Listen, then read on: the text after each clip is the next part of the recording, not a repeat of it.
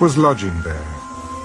While Peter thought about the vision, the Spirit said to him, "Behold, 3 men are seeking you. Arise, therefore, go down and go with them, doubting nothing, for I have sent them." Then Peter went down to the men who had been sent to him from Cornelius. "Yes, I'm he whom you seek. For what reason have you come?" Cornelius, the centurion, a just man, one who fears God and has a good reputation among all the nation of the Jews, was divinely instructed by a holy angel to summon you to his house and to hear words from you. Then he invited them in and lodged them. On the next day, Peter went away with them, and some brethren from Joppa accompanied him. And the following day they entered Caesarea.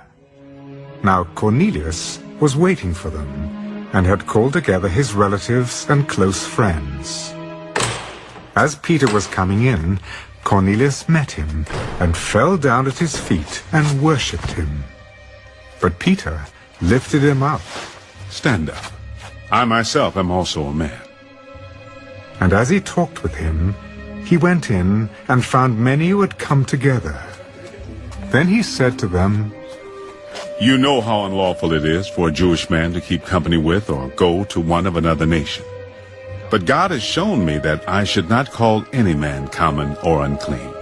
Therefore I came without objection as soon as I was sent for. I ask then, for what reason have you sent for me?" 4 days ago, I was fasting until this hour. And at the 9th hour, I prayed in my house, and behold, a man stood before me in bright clothing and said, "Cornelius, your prayer has been heard, and your alms are remembered in the sight of God. Send therefore to Joppa and call Simon here, whose surname is Peter. He is lodging in the house of Simon, a tanner, by the sea. When he comes, he will speak to you." So I sent to you immediately, and you have done well to come.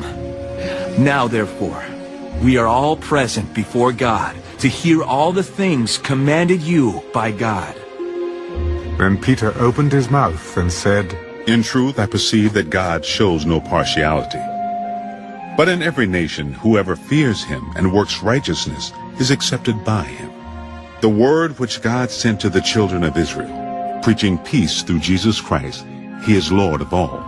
That word you know, which was proclaimed throughout all Judea, and began from Galilee after the baptism which John preached, how God anointed Jesus of Nazareth with the Holy Spirit and with power, who went about doing good and healing all who were oppressed by the devil, for God was with him.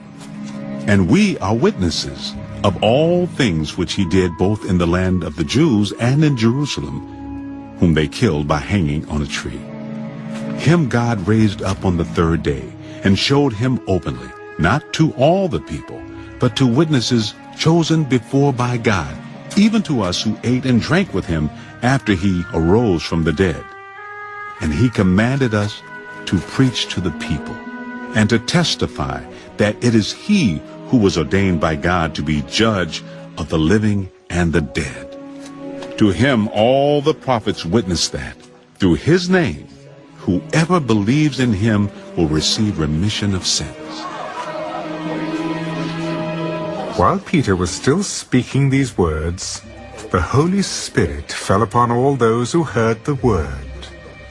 And those of the circumcision who believed were astonished, as many as came with Peter, because the gift of the Holy Spirit had been poured out on the Gentiles also. For they heard them speak with tongues and magnify God. Can anyone forbid water, that these should not be baptized, who have received the Holy Spirit, just as we have? And he commanded them to be baptized in the name of the Lord. Then they asked him to stay a few days.